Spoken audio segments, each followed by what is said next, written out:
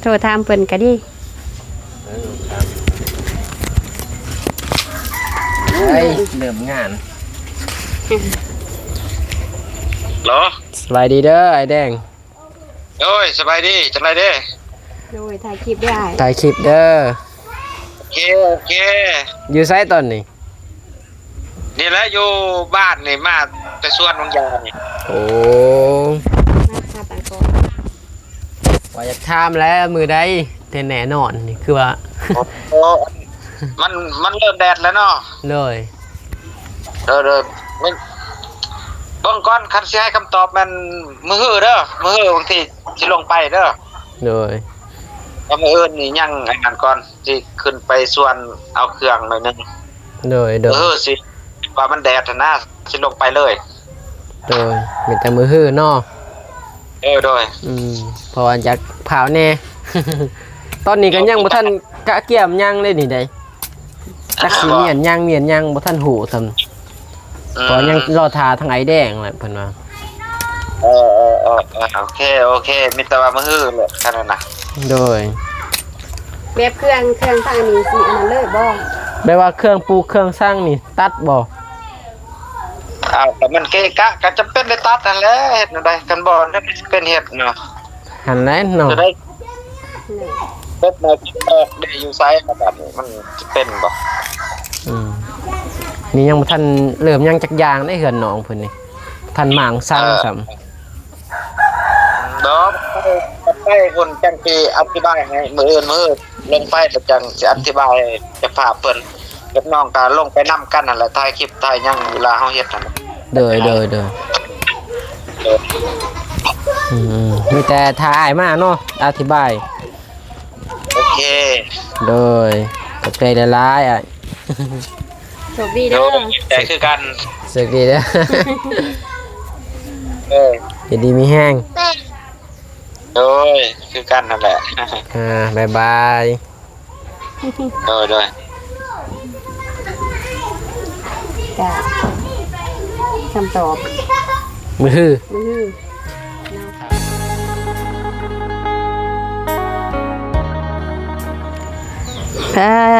พี่ดอกเอ้ยมื้อนี้เนาะเปิดภาพมาอยู่กล้องไม่แป้นหรือว่าไม่เซ็นบ้านน้องบัววันพี่ดอกเอ้ยหลังจากว่าห่างหายไปดนบ่ได้เข้ามาหาทางน้องเพิ่นเนาะไปเถอะพี่ดอกเอ้ยฝนตกบ่แม่นใดเป็นทิศเพิ่นบ่นี่บ่าวสาย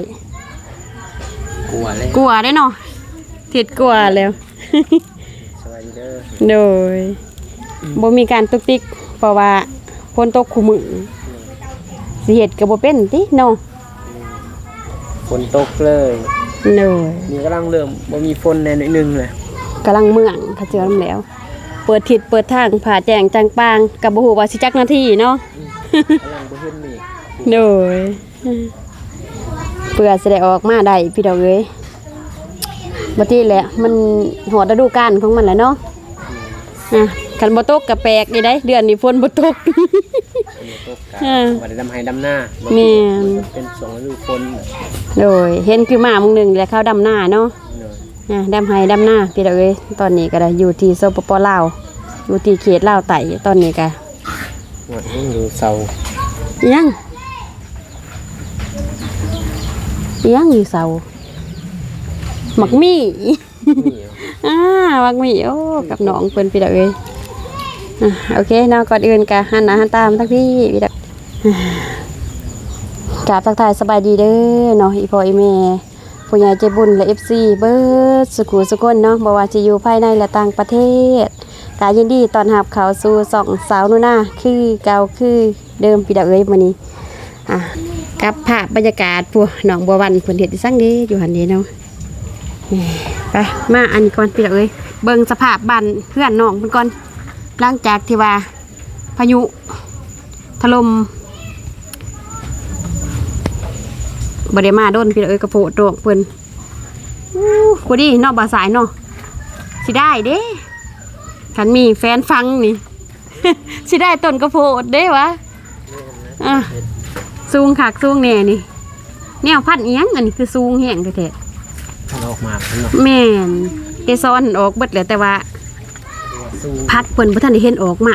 ความว่าสูง สูงเกินพี่ดอกเอ้ยโอ้ ระบบ3เมตรนะจ๊ะ กลัวบ่จักข่อยอันบ่สาย 3เมตรใส่ ได้บ่3เมตรอยากสูงสับกันกับบ่สายเหยียบใหม่เลย กลัว เด้อ ถ้าได้เห็น ค่ะ ได้ตัดออกเบิดแล้วซุมนี้ เด้อแม่งมะเขือก็กำลังเป็นหมากซะแม่นี่ เครื่องปลูกเครื่องสั่ง เด้อ ตัวนี้ผักสั่ง ผักบัวละพาบ่ บัวละพา หอมได้กินกับตำมะฮุง คักเลยนี่ กับแกงหมี่เนาะ ส้มต ส้มตำปลาร้า ำเครื่องปรุงนี่ว่าใส่เมนูได้เลยนี่ เด้อครบสุดตินี่ ผักนี่ละคักเนาะ ผักแม่นอันเดียวกันแต่ว่า แม่นั่นเดียว อืม เอาไปกินกับต้มมีหรือว่า ต้มมีตำมะฮุงตำกระปุ่นตำขนมจีนเนาะ ส้มต หลักๆแห่งกับส้มตำนี่แหละ ำส้มตำนี่อร่อยเลย ขันย่อนี่กันสิเป็นจุดนี้นี่บ่ใส โดย กว่าหมดเลยเด้เนาะทั้งหมองเพื่อนไปเลยเนาะ คนเลยเพื่อนนี่ก็เลยหมางใหญ่ไหมคุณ โอ้ นี่มาละกอ ใส่ มีครบเอ๊ะ โอ้บ่ได้ครบเบิดบัดนี้ ครบสุดมาละกอ ครบสุดไม่ ดินเพิ่นเพียงนี้ดิน เพียงได้ดินเพิ่นโอ้ เพียงรักนี่เลย เถือเพียงรักนี้เนาะ เพียงรัก อ่า ไปในนี้ ซื้อจุดพุ่นเนาะ เป็นดินของอายเพิ่นหมด เออถือว่าหมู่หันก็เป็นดินของอีกเจ้าหนึงเนาะกาบ่กว้างเนาะ ซ้ำทางเพื่อนได้อยู่ แม่น เอาบ่กวางมันได้ มันสิได้แต่แบบเฮือนใหญ่ติดเฮือนครัวกับเฮือนครัวแบบคันทาเอาออกแบบหนองจัตนาเนาะอ่ะเจคางเล็กกระเจือจังหนึ่งนี่โอ้พี่ดาวเอ้ย น้องมาวัดให้ช่าง จังดี ทิม คุณ ดอกตัดกระโปดทิม เฮ็ดหยังล่ะตากระโพดทิมบ่คือสิตัดทิมอู้ยยานลม นี่ เออ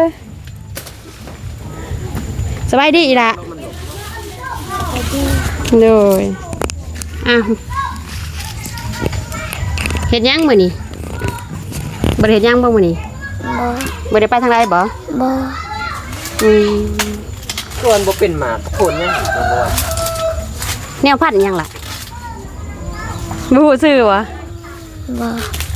ไปจะได้ดนบ่เห็นหน้าเห็นตากันคือจอยเดี๋ยวนี้กินบ่อิ่มบ่ฮะบ่ได้กินข้าวกินน้ำดอกบ่ได้กินของกินของอยากบ่ มียังได้หมากคำเนี่ย มาคำเพราะว่าปบพ้นเขาจะว่าจังหนึงกันปบน้ำปลาน้ำพ้นพี่ดอกเลย จะมาหนองนี่ก็เริ่มแดดเลยเด้จังหนักกะ แดดสะท้อนเนาะตัวหนองเพิ่นเออ สั่งเพื่อนขึ้นมีจะตั้งซื่อๆแล้ว ต่างปะแล้วบ่มีงบต่อเด้ ลบไปนี่ งบเดินต่อบ่มีเนาะลมพัดเอ็นมัดกระโผดหนองเพิ่นพี่ดอกเอ้ย แห้งได้ลม เลย สื่นแห้ง แห้งเมื่อวานนี้แล้วตัวแห้งแห้งแท้แห้งว่าแล้วเมื่อวานนี้ห้องน้ำน้องเพิ่นพี่ดอกเอ้ยเอาผ้าบัดมุงเอาผ้าบัดแอม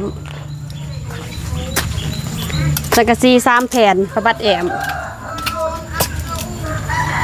โอ้มะเขือนี่บาสายเนียนมะเขือเนาะน้องบ้วน เลย ได้เนียนอยู่บ่ล่ะมะเขือเคยเนียนบ่ ได้ แซ่บบ่ แซ่บ ป่นหน่วยว่าไงอยู่นี่ไปสุดมันกระโปดนี่ หั่นแหละ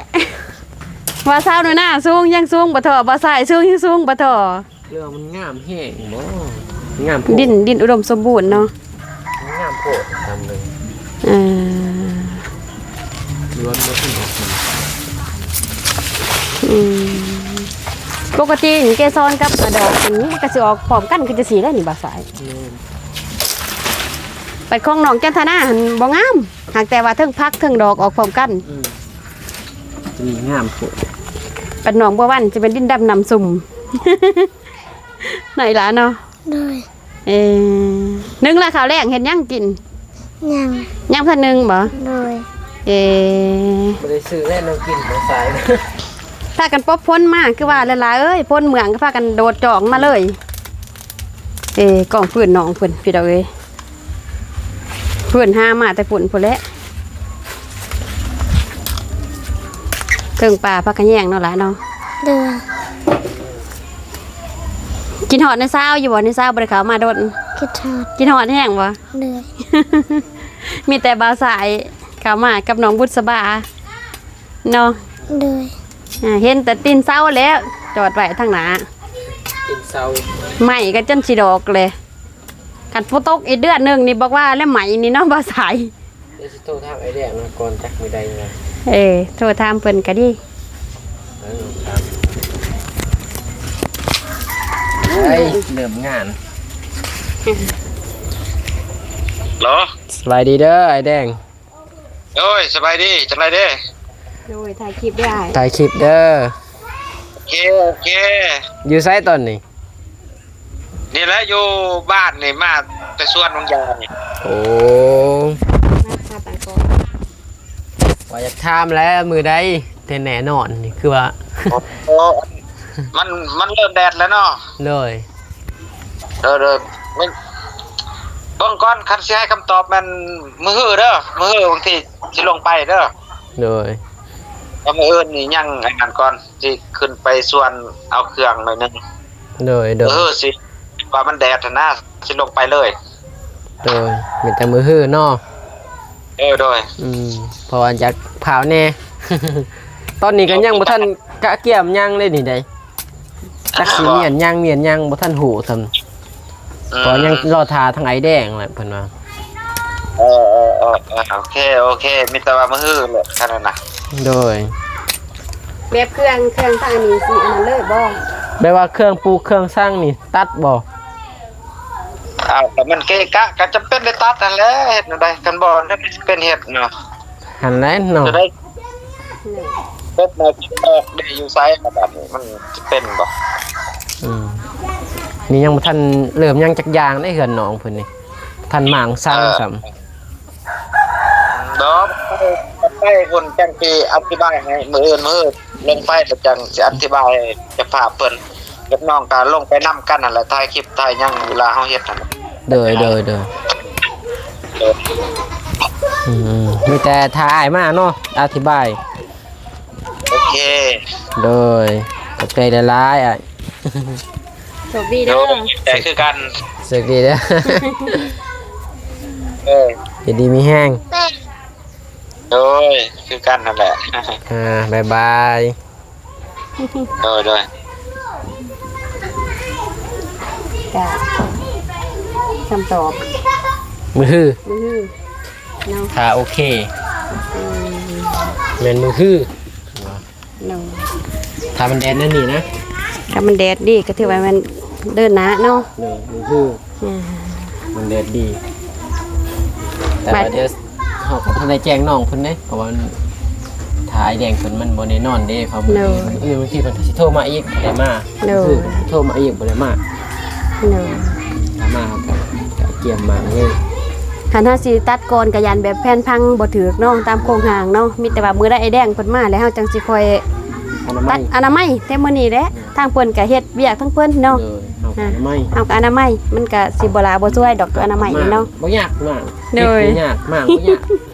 โด ปลูก ย ก็ยากปลูกนี่ก็ยากได้เผื่อเป็น แม่น บัดตัดนี่ บ่แม่น2 เดือนแล้วบ่นี่เข้าสิเดือนที่3นี่ได้กินหมากพ้นแล้วนี่ โดนสูงเลยนี่ แห่งสูงจังซี่นี่โป แต่บ่อยากหลอดเลย โอ้ ลมพัดนี่หักแป๊กแป๊ก สูงโพดสูงโพด สูง นี่ กว่า โล น้องบ่วันนี่ 3 เท่าเลย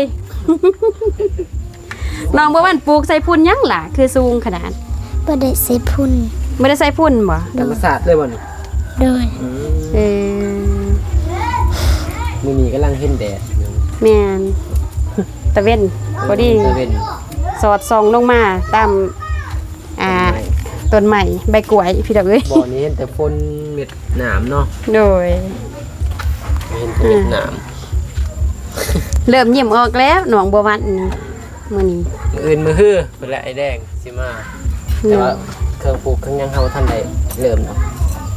กันสิอนามัยก่อนก็จะน้อยว่าบ่ได้หมากมันใหญ่ไปคู่มือเนาะจะน้อยว่ามามื้ออื่นมื้อพ้นตกอีดเฮ็ดจังได๋ นั่นล่ะเนาะ ได้เรื่องงานเลยก็คือว่าแล้วไปพื้นก็โอเคอยู่เนาะ เลย ไปพื้นและส่วนลายมันจะใส่เรื่องไผ่ได้ให้ได้ หันแหล้วจังว่ากันว่าบ่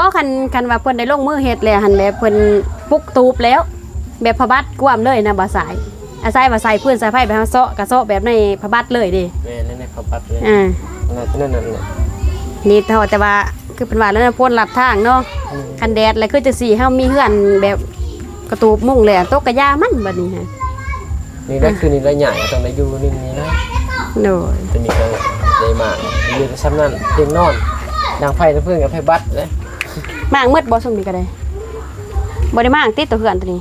ก็ได้ยกและเพราะว่าเขาพังนี่เป็นเหล่าต้องได้ตัดเนี่ย โอ้ เป็นบอกคือเขาพัง แม่นเด้เนาะ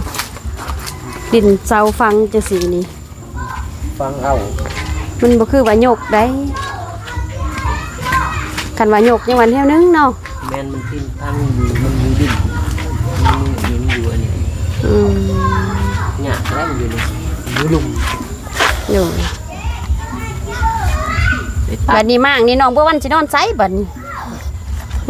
สินอนไซส์ไปเลย นอนไสบัดนี้ หมู มีระบ่มองสินอน แต่ว่าตัวนี้บ่ได้มากไปดูนะ ไส บ่ได้มาก มองบ่นอนบ่ได้มากบ่ จะยกเลยยกมาเลย โอ้ มีจะมางแบบตัวนั้นเด้บอลทางนั้นนะ ที่ว่ามางมุกนาเนาะ แบบตัวนี้มันเป็นแบบเหล่านะยกก็ได้หลายคน เนาะ ยกขึ้น หาใครอยู่บ้านน้องเพิ่นก็มีความสามัคคีอยู่ เต็มกับบ้านหน่อยแน่ยกก็ง่ายนะ เพราะว่าบ้านน้องพินเด้บ้านน้องพินน้องจันทนาเด้เพิ่นยังยกบ้านน้องพินก็ได้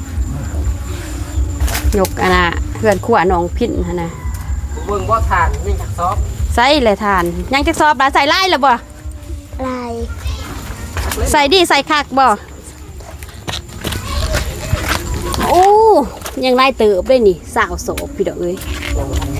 ยังบ่ทันเบิดซ้ํดังฟื้นน้ำดังทานน้ำ โดย ระวังยุ่งได้ล่ะยุ่งไล่ไปเลย มันเห็นที่ใส่ผ้าทาน มื้อนี้ใส่แต่ทาน โดย บ่ได้ใส่พื้น บอ เพราะว่าฝนตก โดย เอ เขาจุกับมันหมอดแล้วก็ใส่ทาน จุบ่ได้ก็หมดบานนั้น โดย ก็เลยว่าใส่ทานเอาเนาะ โดย แบบนี้ดีใจบ่สิได้เฮือนเลย ดีใจ แต่ก็บ่ทันได้แล้วเลยมีแต่ยกโครงหางขึ้นแล้วล่ะบ่มีเด้บ่มีสังกะสีบ่มีงบซื้อสังกะสีบ่มีงบซื้ออันนั้นอีกได้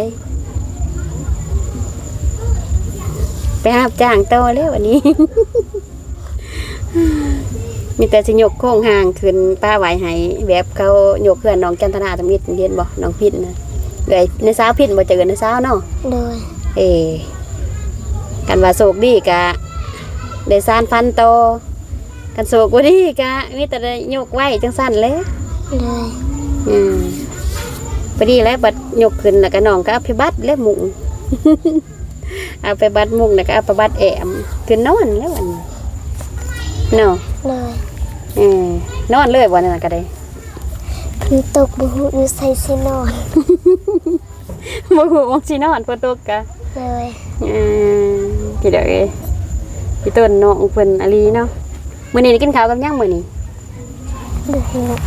บ่ฮู้ โดย มื้อเที่ยงได้กินข้าวกับหยังมื้อเที่ยงเบิดแล้วมีฮะ ยังยังไข่เด้ มืด ไข่เบิดแล้ว โดย เฮ็ดนี่ยังออกบ่แถวนี้นี่เห็นบ่เฮ็ดออกมีบ่ อยู่พลอันนึงมันออก ออกกันเนาะ โดยทั้งลุมโตอัน โอ้ลุมโตะก็ออก โดย น้องก็กินบ่ กิน เลยบ่เบื่อบ่ บ่เคยกินกะมีมันออกก็เอากิน เนาะ เลย ฝนตก 2-3 มื้อนี้บ่เปียกบ่นอน เปียก เปียก โดย นอนได้บัดนี้ ทางมันบ่หัวกับเป็นเฮานอนทาง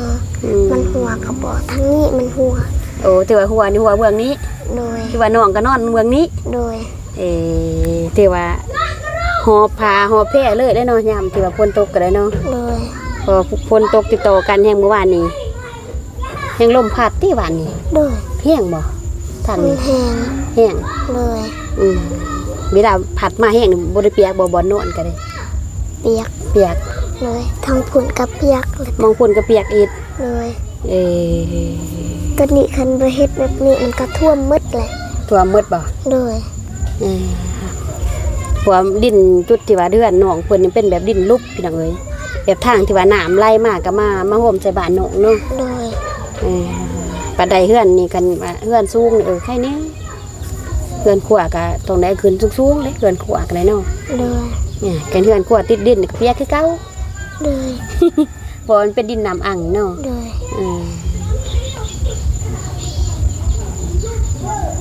ระดับเพื่อนขวากันว่าสูงจะมีนี่ก็สิบ่ท่วมแล้วล่ะเนาะ เลย เบิ่งพ่อบ่ ท่ว เห็ ม น ไม่ซ้ำนี่มันท่วมพอไปพุ่นมันท่วม ที่ว่าแบบท่วมแบบอ่างน้ำอ่างนี่บ่ เด้ออ่ อ่างจังซี่เลยนี่เนาะนี่ว่าตกทิศหนึ่งทิศใต้ได้นี่ก็ตกเดือนหนึ่งเลยก็ตกเลยจังซี่นี่แต่ละปีทุกๆปีนี่ก็ท่วมบ่ เลย เออ ต้นไรมันตกมันก็ท่วม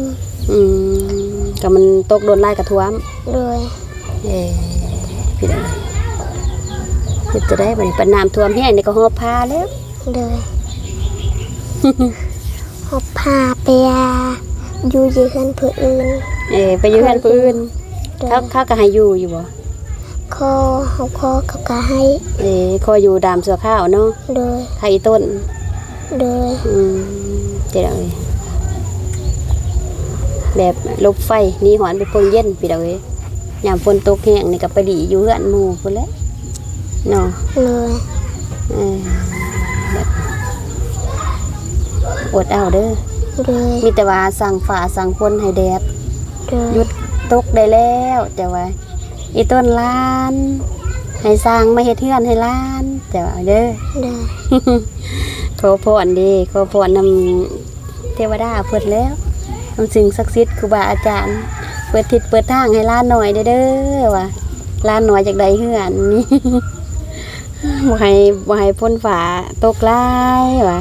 ตกแน่แดดแน่พอให้สร้างได้ว่าเฮ็ดเฮือน แม่น้องไปไส ไปนา ไปหน้า เลย หน้าไผ นาพวกนาบ้าวกับนาเตาพ่อแม่เท่าให้ โอ้หน้าไม่เท่าไห้หั่น เลย แต่ว่าน้องดำหน้าได้ปีหนึงหาสอบหั่น เลย ครับ ดำเดี๋ยวตีท่านดำตี ยังไทย มื้อนี้เราไปเอาเขารถ กำลังเขาไปไทย เลย ไทยขนสีดำนี่บ่ เลย เออ เลยบอกจะให้ไปยันพวกนาสาวไปค่ะ เขาก็อยู่น้ำพ่อ โอ้กันบ่จะก็สิไปหน้าน้ำแม่ เลย เบิ่งยุ่งยุ่งหมดบ่ให้ไตไล่บ่ให้ต้อมได้พี่น้องเอ้ย เนาะ เลย ไปจะได้มื้อไหนกินน้ำหวานแซ่บบ่ แซ่บ แซ่บ เลย อันบาสายเอามาให้กับน้าสาวบุษบา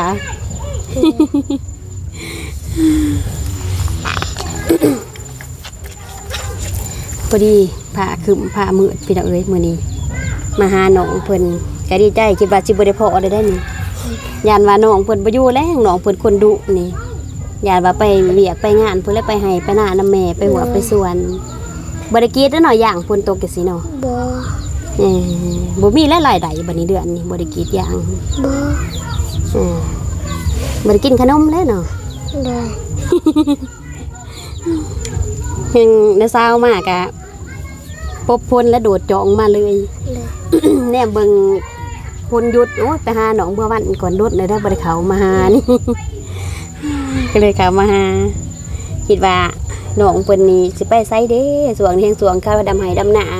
แบบยานคือว่ายานน้องไปหารับจ้างดำนาน่ะเป็นบ่ดำนา เป็น ได้เคยอยู่บ่ไปรับจ้างก็ได้ บอ บ่ปีนี้ไปบ่ ไม่ติไปช่วยพ่อแม่เท่า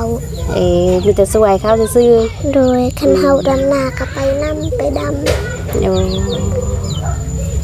ไปดำซอยแม่เฒ่าเนาะ ำโดย แม่เฒ่าดำนาก็ไปดำน้ บัดนี้จะหน่อยในเช้าดูหน้าดำหน้าไปดำซอยเด้อ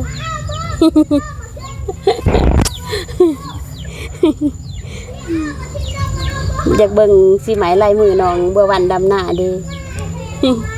ไปแต่คนไปเวลาไปดำไหดำหน้า เฮาเอิ้นคนบ่เคยไปก็เฮาซื้ออิหยังเครื่องต่อคือไก่ตัวนี้เฮาซื้อเฮาก็เฮ็ดกับเขามากินตอนแรงหั่น โอ้ไปดำหน้าซอยแบบข้าวบ้านหันบ่ เลย แบบข้าวบ้านไล่คนหัน เลย ปัดมาตะแรกก็ซื้อไก่ซื้อกาเลี้ยงเขา เลย น้องน้อยๆอันเด้น้องน้อยๆตัวหมูจะหันเพิ่นไปไสเดี๋ยวนี้ไปหน้ากันบ่ บ่เราอยู่บ้านจักมันไปไสมื้อนี้ บ่ได้มาเล่นน้ำเจ้า บ่ อืมฝนตกเด้เนาะบ่ได้มาเล่นน้ำกันแหล้วเนาะ เลย กันบอกกันแต่ละเทื่อก็มาเล่นน้ำกันเนาะ เลย เอื้อยก็คือว่าได้มามื้อนี้เอื้อยก็บ่ได้มีหยังมาพักมาตอนล่ะเด้อ เลย มีแต่ว่าเอื้อยสิเอาปัจจุปัจจัยให้น้องซื้อสิ่งใดที่ว่าน้องอยากกินเด้อ เลย เป็นของที่ว่าบำรุงน้องเด้อ เลย ก็บ่ล่วงบ่หลายดอก ใจ 50,000นี่ล่ะเด้อ เลย เงินนี่เป็นเงินยาทาง USA เลย ที่ว่าให้สาธารณะเป็นสะพานบุญให้แต่ว่าเอื้อยบ่ทันซื้อของกินก็เลยเอาเงินสดให้น้องเด้อขอบจะหน่อยให้น้องขอบบุญขอบคุณเพิ่นเด้อ เลย ขอบบุญขอบคุณพอบุญเด้โดนพอบุญ พอบุญนี่โดน โดยกับแม่ย่า แม่ยา อยู่ทาง USA อยู่ทาง USA แล้วก็ขอบบุญขอบคุณเพิ่นแล้วก็อวยพรเพิ่นนำเด้อ โดย เพราะว่าเอื้อยก็สิได้กลับเลยยันค่ำเด้ก็มีแต่ว่าให้น้องอวยพรผู้ใหญ่เพิ่นแน่ผู้ที่ว่าเพิ่นช่วยสนับสนุนสร้างบ้านสร้างเรือนให้น้องแล้วก็ FC นำเด้อ เลย เป็นบ่เป็นบ่ พนมมือนบแล้วก็แนมใส่กล้องแนมกล้องเด้อ โดยขอบใจหลายๆเด้อ ผู้ใหญ่ใจบุญ ผู้ใหญ่ใจบุญ พอบุญนี่โดน พอบุญในโดน แม่ย่า แม่ยา อยู่ทาง USA อยู่ทาง USA ที่เอาเงินจำนวนนี้ ที่เอาเงินจำนวนนี้ ให้ล้านน้อย ให้ล้านน้อย ได้ซื้อของกิน ได้ซื้อของกิน ใส่ในครอบครัว ใส่ น้อง ในครอบครัวน้อง แล้วก็ขอบบุญขอบคุณ และกล่าวขอบบุญขอบคุณ ผู้ใหญ่ ผู้ใหญ่ ผู้บ่ซื้อเพิ่นที่ว่าเพิ่นซื้อใหม่ให้ พอบุญทง แล้วก็อวยพรเพิ่นบัดนี้ สบายดีพอบุญทง โดย ที่ช่วยเหลือหลาน โดย ขอให้จงมีแต่ความสุข สุขภาพแข็งแรงที่ซื้อใหม่มาให้หลาน โดย ขอให้ความเจ็บบ่อยใดความไข้บ่อยมีสร้างให้ลูกปลุกให้ขึ้นพัฒนาสิ่งใดคอยได้สิ่งนั้นร้อยเท่าพันเท่าสาธุ โดยขอบใจน้องเด้อ โดย เดี๋ยวนี้อวยพรเก่งขึ้นแล้วเนาะ เก๋ก็สิได้ขอตัวกลับเลยเด้อล่ะเด้อ โดย ให้อยู่ดีมีแรงเด้อล่ะเด้อ โดย กะบ่มีหยังพี่ดอกเอ้ยมื้อนี้ก็มาอัปเดตสภาพบ้านเฮือนหนองบัววันเนาะหลังจากที่ว่าพายุถล่มพี่ดอกเอ้ยสภาพเพื่อนสภาพซ่านเนาะใหม่ที่กองไว้อยู่หน้าบ้านกกเซา กกเซาหยังไรเพิ่นเอิ้นว่าเซาเนาะตีนเซาแล้วก็ถูกใหม่พี่ดอกเอ้ยแล้วก็ตีนเซาทางหน้าบ้านเนาะที่ว่าทางบ่าวอนงเพิ่นซื้อมายังเลี้ยนใส่หลายแล้วพี่ดอกเอ้ยเฮ็ดหยังก็บ่ได้แล้วฝนตกนี่ รอถ้าแดดคือว่าแหละไอ้แดงว่าแดดจังสิได้ลงมาพี่ดอกเอ้ยกะเข้ามากับเบาซ้ายมื้อนี้ทั้งสองเนาะเปิดทิศเปิดทางให้เด้อเนาะพอให้บ้านหนองบัววันเพิ่นได้เริ่มต้นสร้างบ้านนี่ก็ประมาณนี้เนาะมื้อนี้เนาะก่อนอื่นก็สาธุนากราบขอบคุญขอบคุณเด้อเนาะพอบุญเนโดนและแม่ย่าอยู่ทาง USA ที่เอาปัจจุปัจจัยเนาะให้ ทางสารุณาเป็นสะพานบุญได้ช่วยเหลือน้องๆเพิ่นแต่ว่าสารุณาบ่ทันซื้อของกินพี่น้องเอ้ยมื้อนี้ก็เลยว่าให้เป็นเงินสดเนาะเป็นจำนวนเงิน50,000 กีบพี่น้องเอ้ยให้ทางน้องบัววันเป็นงบของพ่อบุญและก็แม่ย่าอยู่ทาง USA ที่สนับสนุนซัพพอร์ตเนาะให้กำลังใจลูกหนูนามื้อนี้เนาะสารุณาก็ขออวยใส่ให้พรให้พ่อบุญและก็ย่าอยู่ทาง USA จงมีแต่ความสุขกายสุขใจการเงินการงานก็ขอให้เฮงปังๆนึกคิดปรารถนาสิ่งใดก็ขอให้ได้สมความมุ่งมา่ปรารถนาสุขภาพร่างกายแข็งแรงเนาะแล้วก็พร้อมด้วย FC ผู้ใหญ่ใจบุญทุกท่านเนาะที่ให้กำลังใจสาวนุนามาโดยตลอดเนาะ